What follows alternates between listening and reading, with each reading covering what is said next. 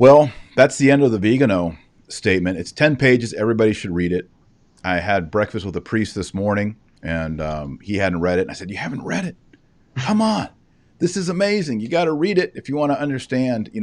It's very interesting. I've read everything Viganò's ever written since 2018, many times. And I feel like I really understand his thesis.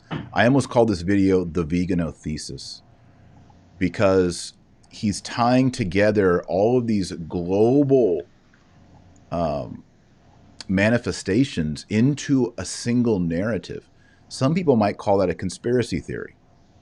I think it's genius.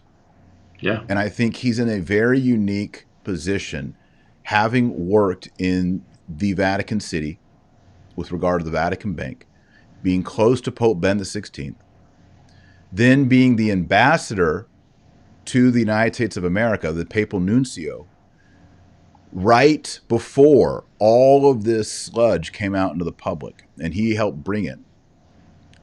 He was really a linchpin in America between Benedict XVI and Pope Francis. Mm-hmm. God has placed Viganò in a international and geographical and political position that no one else on earth has. Viganò has a special history with Rome and with America. And so I think more than anyone alive, he is able to speak to this. It's very interesting, Matt Gaspers, when everything came out with McCarrick, there's a video clip, and Bishop Barron in this soundbite says, well, the only way we're going to figure all this out is if we contact Archbishop Viganò, because he was nuncio during this time. On my short list of people to talk to would have been Carlo Maria Viganò, the apostolic nuncio, during some of these relevant years. This is not some minor player. This is the former apostolic nuncio. The question that matters is, what's the truth? This was before everything started getting real heavy with Viganò. Now, right, Bishop Barron and the other bishops aren't saying, hey, let's call up Viganò and he'll help us out, because Viganò has helped us out, and he's said a lot more than I think they were expecting for him to say. Because you got that right. He's knocking down the whole house of cards. He's knocking down the great facade of the council. The great facade. And someone asked me, they said, what's the end game of Viganò? Why is he doing this? Why is he doing this? And I think I have an insight to that. And it goes back to his first original statements where he says, I'm an old man. And there is a concern in his heart for his own salvation. That he wants. I think he understands the stakes that are at play here. That he has God has chosen him for this role for such a time as this, as the book of Esther says. Yes.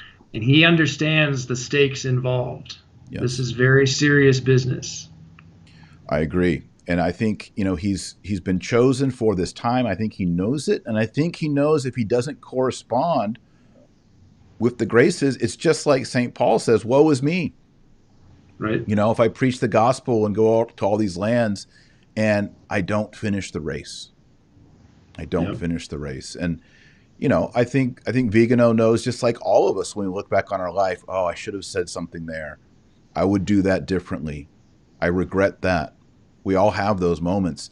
And he's in a very unique position to vocally make right the wrongs and to bring about clarity. And I think he is doing that. And I think he does it from a spirit of charity towards Christ and towards his neighbors. And in his case, his neighbors are the people that live in the Vatican walls. Yep. And charity, as St. Paul says in 1 Corinthians 13, charity does not rejoice with wickedness or iniquity, but rejoices with the truth. Yes. That's what this is all about. Yeah. He is on a campaign to simply tell the truth. Yeah. And those who mock him, calling him a tired old crank, better seriously examine their conscience. Viganò is a cheerful, happy man who loves Christ and loves the church. I can testify to that personally. He is a joyful and happy man, not an old crank.